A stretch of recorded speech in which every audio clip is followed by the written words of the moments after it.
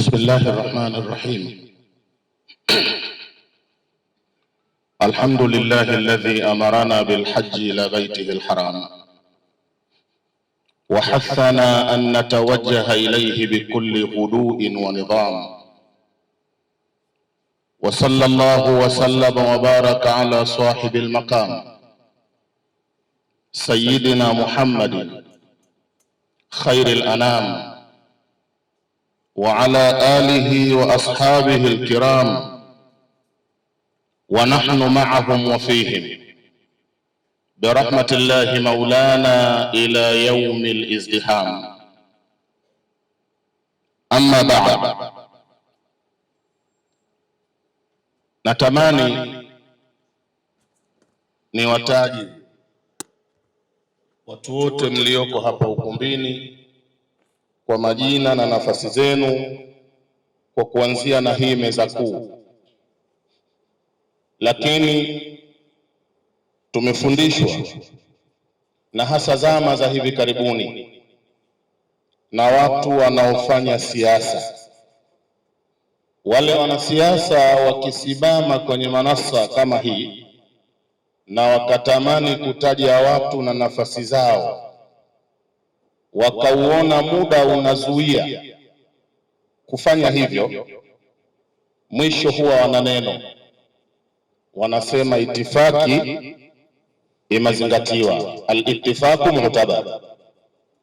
Na mimi napita kwenye maneno yao, Mheshimiwa Waziri ananielewa, ndio maana anatabasamu, na mimi nasema itifaki imezingatiwa. Ninachotakiwa kusema hapa ni mwongozo wa safari ya hija. Mwongozo wa safari ya hija ni jambo ambalo linakusanya vitu viwili tu, navyo cha kwanza ni kujua, yani kaifiyatu maarifati adai manasiki alhajj, ni kujua namna ya kutekeleza hija yenyewe. Anayekwenda hija, muongozo wake wa kwanza kama tulivyoambiwa hapa, awe anajua anakwenda kufanya kitu gani. Vinginevyo anaweza akajikuta, mtu mmoja msomi mzuri wa nchi yetu na bado yuko hai alisema, kuna watu wanakwenda hija na wengine wanakwenda haja. Sio kwa maana hiyo, wanakwenda haja, na haja ziko nyingi. Kuna haja ya kufanya biashara huko, kuna haja ya kwenda juana na watu, hayo atafanikiwa. Mwongozo ni kwamba kabla ya kwenda kutekeleza jambo kubwa kama hili, ajitahidi Muislamu kulijua, japo kujua kwa kiasi kitakachomtosha kumridhisha Mwenyezi Mungu Subhanahu wa Ta'ala. Mimi wala sio kwa nia ya kujifakharisha mbele yenu, nimebahatika kuwa na uzoefu mkubwa wa jambo hili. Nimehudhuria hija 18, yani nimefanya hija mfululizo kwa miaka 18. Shekhe wa mkoa ni shahidi wa haya ninayosema hapa. Nimegundua jambo, 90% ya ibada ya hija ni matendo na sio maneno.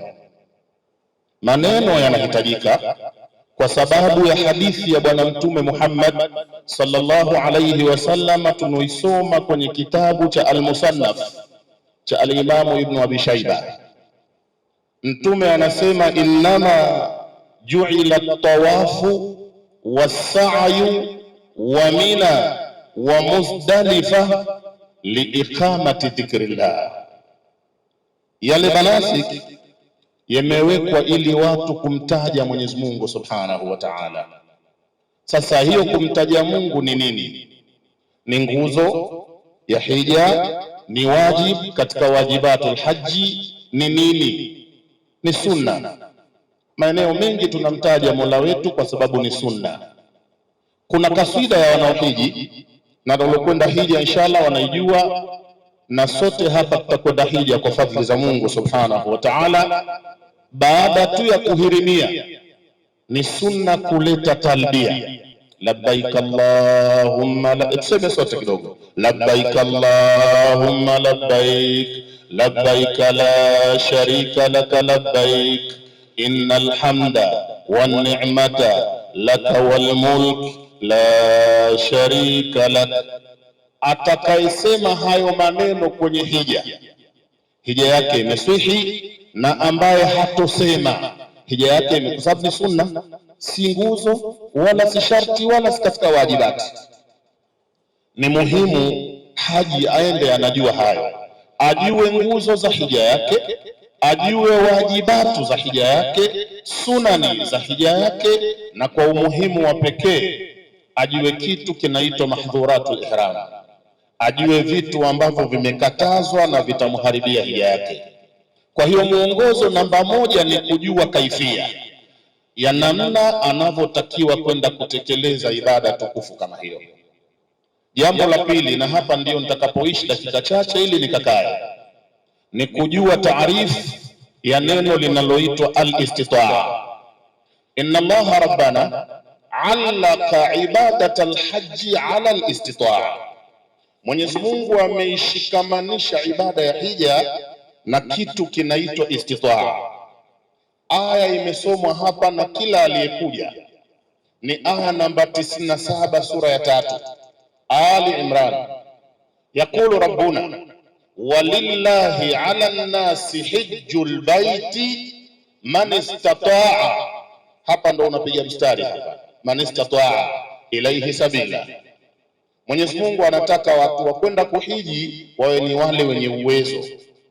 Fal mushkilatul mawjuda hiya adabu maarifati maana al-istitaa, ni kukosa kujua kwani uwezo wenyewe ni kitu gani.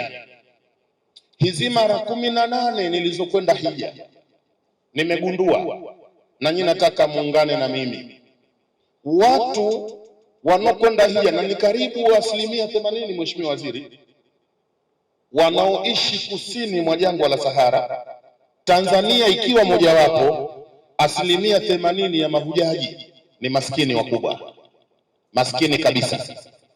Matajiri wengi hawendi kuhiji, hawendi kuhiji kabisa, na wana dharura za kishetani kabisa. Mwenyezi Mungu atuongoze sisi na wao. Dharura tu shaitania, dharura yao ni ubaya na uchafu wa zile mali zao. Mimi nitakwenda hija, mali yangu hii naipata ninavyojua, kuna miamala ya riba humu katika mali zangu wa hakadha. Lakini hapa kuna swala kubwa sana la kuuliza. Huyu anayekataa kwenda hija kwa sababu ya shaka ya mali yake hawezi kwenda hija, mali yake sio ya halali. Liko swali ndugu zangu wanakongamano, kwani ule ugali na wali anokula mezani ukifika muda anaununua kwa pesa gani? Zile nguo anazovaa akasomeshea watoto wake zinatoka kwenye mali gani? Hata nyumba na magari alonunua ni kwa pesa gani? Fawaajabahu, utamuona huyo mtu mali yake ni ile ile. Upande mmoja wa hija ndiyo haramu, haifai, upande wa maisha yote mengine ni halali na anatumia kila siku. Lakini kama kwamba hiyo haitoshi, kuna matajiri wengine ni vijana, umri wao, wana lugha wanasema sisi bado hatujamaliza. Nadhani mmenielewa, hawajamaliza nini?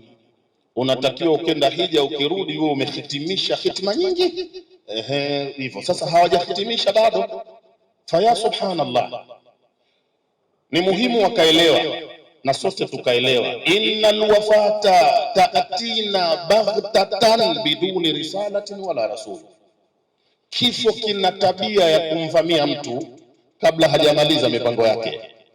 Watu wote walokufa wanakongamana, wenzangu, hawakufa kwa sababu wamemaliza mipango ya maisha yao. Kilikuja kifo kuvuruga hiyo mipango, kama ambavyo kitakuja kuvuruga mipango yetu pia. Al-istitaa, nataka nimlete kwenu al-allama Muhammad Mutawalli Sha'rawi rahimahullahu ta'ala, aliposoma walillahi ala nnasi hijjul baiti man istataa ilayhi sabila, alituambia innal istita'ata allati hiya maqsudatun fi hadhihi al-ayati al-karima tankasimu ila 5 aqsami. Uwezo unagawanyika mafungu matano, ndio mwongozo wa hija. Uwezo ujulikane, kila mtu akafanya hija. Mimi nikiwaangalia hapa nyote mlokaa, wallahi alazim, na wakadirieni in sahha takdiri, na wakadirieni kama nyote hapa mnaweza kwenda hija. Hakuna asoweza kwenda hija hapa, kwa sababu wanaokwenda ni maskini, na maskini si ndio wengi wetu humu ndani. Umaskini wako nini? Mimi Mungu hajanipa pesa za kwenda hija, umemtaka akupe? Kwa sababu hata kama wale wanaokwenda hija, ndugu, wana kongamano, zile pesa wanazozitumia kuendea hija amewapa nani? Iqra'u mai Allahu yukarriru almas'alata wa yuwaddihuha walillahi ma fi samawati wa ma fi al-ardi. Vyote duniani ni vya Mungu, ikiwa ni pamoja na zile pesa mfukoni kwako, zote ni za Mungu, na waliokwenda kawapa Mungu. Kwa nini wewe hajakupa? Wewe hajakupa, kwani wewe una tatizo gani? Hujafanya mipango na Mungu subhanahu wa ta'ala vizuri. Ukiweka mipango yako vizuri, wewe ni mtu kujaji wa miaka mingi sana unakwenda. Mfano wangu hapa, wengi wa watu wameanza maisha yao kwa kuishi kwenye nyumba za kukodi, alaisa kadhalik, wameanza kuishi kwenye nyumba za kupanga, na wengine wanafanya hivyo mpaka leo. Lakini kila mpangaji anokaa kwenye nyumba ya kukodi, wallah, rohoni kwake kuna mkereketa apate nyumba yake mwenyewe, na inshallah Mungu atupe nyumba zetu wenyewe. Anapataje? Anaanza kupata kiwanja, au sivyo? Pata kiwanja chake mahala, halafu anaanza kukijenga shay'an fa shay', sio? Anatunza vijipesa, anaenda kununua vitofali, anatunza vipesa vingine, kuna siku ananunua simenti, mwaka mmoja miwili, wengine mpaka miaka mitano najenga. Unakuja kutahamaki mtu maskini kabisa, ana nyumba ya milioni 60. Milioni 60 kashajenga nyumba, wengine mpaka 100. Umewezaje? Kwani kwenda hija safari hii tulorudi, ghalibu ya bei ilikuwa ni milioni 17 milioni. Una nyumba ya milioni 60, ulipataje? Milioni 17 zimekushindaje? Hujafanya mipango mizuri na Mwenyezi Mungu Subhanahu wa Ta'ala. Mal istita'atu ya ikhwa, awaluha al-istita'atu al-asliya wa hiya al-istita'atu al-insaniya. Uwezo wa kwanza mtu kwenda hija ni ule uwezo wa asili. Kwa asili sisi wote ni mahujaji. Kwa nini? Sisi ni watu, sisi ni watu, na tumeambiwa hapa bora alipomtuma Nabiullah Ibrahim kutangaza. Someni suratul Hajj, alimwambia waadhin fi nnasi, adhin fi man? Fi nnas, wa kulluna nas, kuna sote hapa ni watu.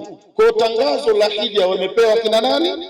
Watu. Ukishazaliwa wewe ni mtu, unahusika kwenye khitabu hii. Mola kashakuhutubia kwenda hija, sababu wewe ni mtu. Angependa Mungu angekuumba ukawa paka tu wa Kariakoo, na wala kisingeharibika kitu. Kwani ungekuwa paka wa Kariakoo kungeharibika jambo? Si kuna paka Kariakoo na watu wanakwenda hija kila siku, hakuna kitu haribika. Allah kakuumba mtu, anakutayarisha uende hija. Taniha, namba 2, al-istita'atu sihhiya, ni ule uwezo wa kiafya. Na alhamdulillah umezungumzwa vizuri hapa na mama yangu daktari, Mungu ambarikie sana. Afya inahitajika, kama afya hakuna, kuna mambo yatashindikana kule kufanya, na mengine ni katika arkani za hija yenyewe. Thalithuha al-istita'atu al-amniyya.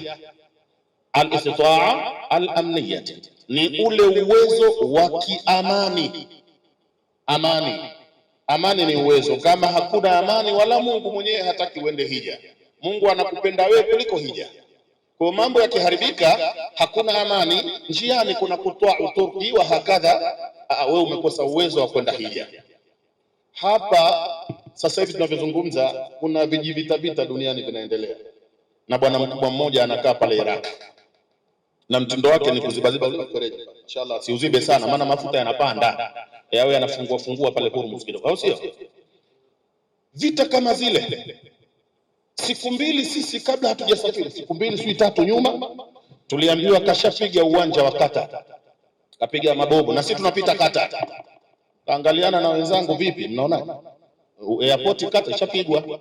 Mara ayukum fi hadha, Basi tukaambiwa kuna pitika, tukaenda. Alhamdulillah, kuna istitaa al-amniya, ni uwezo wa kuwa na amani na amani.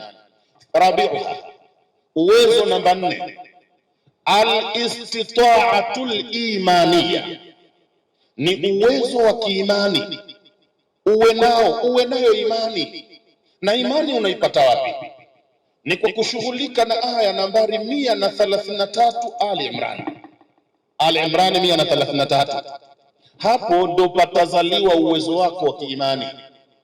Yaqulu rabbuna wasari'u ila maghfiratin min rabbikum wa janna arduha samawati wal ardu uiddat liman lilmuttaqin. Allahumma ij'alna min almuttaqin. Kimbilieni kwenye pepo, nendeni mbio haraka sana kwenda peponi. Na mimi nafahamu na nyote mnafahamu, kila mtu hapa matarajio yake na matamanio yake akisha kufa aelekee wapi? Tunataka kwenda motoni sisi? Aadhana Allahu alkarimu minan nar, asitutie motoni, si moto hatuwezi. Sasa pepo ikimbiliwe pepo, na ukimbiliwe msamaha wa Mwenyezi Mungu Subhanahu wa Ta'ala. Ukitulia vizuri kwenye aya hii itazaliwa imani, kwa sababu utafahamu kwenda hija ni kwenda peponi. Anokwenda hija anaelekea peponi. Ayuha alikhwa, tumesomewa hadithi hapa, hajjun mabrur laisa lahu jazaa illa aljanna. Hija ikishakuwa imepatiwa vizuri, Mungu anaona hana cha kukulipa isipokuwa kuingize peponi siku ya Kiyama. Kwa hiyo ukijua kama nikienda hija sasa nakwenda kuingia peponi, alhamdulillah, nazaliwa imani. Lakini pepo vipi? Kuna na msamaha wa Mungu. Mwenyezi Mungu kupitia ulimi wa Mtume Muhammad sallallahu alaihi wasallam anatuambia, man hajja falam yarfuth wa lam yafsuq raja'a min dhunubihi kayauma waladathu ummuhu. Akitoka mtu hija na ameifanya vizuri, anarudi kama siku alozaliwa na mama yake, hana dhambi hata moja. Unarudi ndo msamaha huo, sari'u ila maghfiratin min rabbikum wa janna. Kwa hiyo kwenda hija ni kwenda peponi, na kwenda hija ni kufuata msamaha wa Mungu Subhanahu wa Ta'ala. Namba 5 na ndiyo mwisho, al-istita'atul maliya. Sasa ni ule uwezo wa kimali ambao ndio watu wengi fikra yao, tendi hija sababu sina mali. Kuna uwezo chungu zima Mola kakupa, Mola kakufanya mtu, huo ni uwezo. Mwenyezi Mungu amekufanya wewe una afya njema, huo ni uwezo. Mola amekujalia wewe ni amani ipo ya kwenda, una uwezo. Watu hawana fikra hii, fikra yao ni kwamba hana pesa, na wallahi pesa wanazo, ila ni kupuuza tu ibada ya hija. Watanzania, kwa takwimu sahihi niliyo nayo, tumetia aibu kwa miaka mingi sana kwenye ibada hii. Tumetia aibu nchi yetu, tumetia aibu dini yetu, tumetia aibu kuwatia viongozi wetu. Tunashindwa na vijinchi vidogo dogo tu hapa umetuzunguka, vidogo kabisa. Wanakuja watu 7,000 10,000 vijinchi vidogo kabisa. Hebu mimi kwangu huu ndio mwongozo wa safari ya hija. Tuzindukeni kuanzia leo, na mwaka huu hija unaokuja twendeni kwa pamoja. Kila mtu aweke nia kuanzia leo. Hapana kusubiri, muda hamna. Muda huu hasa ndo mtu atie nia, na asiwe na nia kama ya yule Abu Nawasi, yule wanamuita Abu Nawasi. Maana kuna watu hawajafahamu qaidatun usuliyatun taqulu inna Allaha la yu'til minana illa biittiba'i sunan. Mwenyezi Mungu ana neema nyingi, ndugu Waislamu, ametuandalia zote atupe sisi, lakini neema zake hazitoi ila kwa kufuata utaratibu. Usipofuata utaratibu, neema za Mungu hakupi. Kwa kuwa nataka kwenda kukaa, nichupokeeni mfano huu. Ndugu zangu, mlevi, Mungu atukinge na ulevi. Akifua suti yake mlevi siku ya Jumamosi ili aivae Jumapili kwenda kulewa, na sio kwa nini yake. Walevi wanapenda kweli kuvaa suti, na hasa wale wanamume na baba suti na kusema Kiingereza. Mmoja nimemuuliza mlevi, wewe kwani una dharura gani? Kwani mpaka uende baa, unaenda mbali huko unalewa? Si ungenunua, kama shida ni kulewa, ungenunua madukani hapa, ukakaa nyumbani, ukakaa na mkeo. Kwa nini unaenda mbali? Akanambia, Sheikh, tunafuata jamaa, tunakwenda mbali kufuata. Kumbe jamaa mpaka walevi wanaifuata mbali. Sasa huyu mlevi akifua suti yake Jumamosi ili aivae Jumapili kwenda kulewa, Ndugu wana kongamano, nguo iliyofuliwa kabla ya mambo ya teknolojia sasa hivi, neema ya Mungu inayohitajika ili nguo ikauke ni kitu gani? Ni jua. Sasa mlevi ameanika nguo yake juani. Nguo haiwezi kusema mimi ni suti ya mlevi na anataka kunivaa kesho akamwasi Mungu, kwa hiyo mimi sikauki. Suti itakauka, itafanya iko juani, itakauka. Imamu wa msikiti akiamua imamu kufua kanzu yake siku ya Alhamis, tumeambiwa udhu wa Ijumaa unatayarishwa Alhamis, kafua kanzu imamu. Lakini imamu baada ya kufua kanzu yake amekwenda kuitupia uvunguni mwa kitanda. Ile kanzu itasema jamani, mimi ni kanzu wa imamu, sasa kesho anaenda kumwabudu Mungu, bora nikauke huko kwa uvunguni. Ndio yatakayokuwa.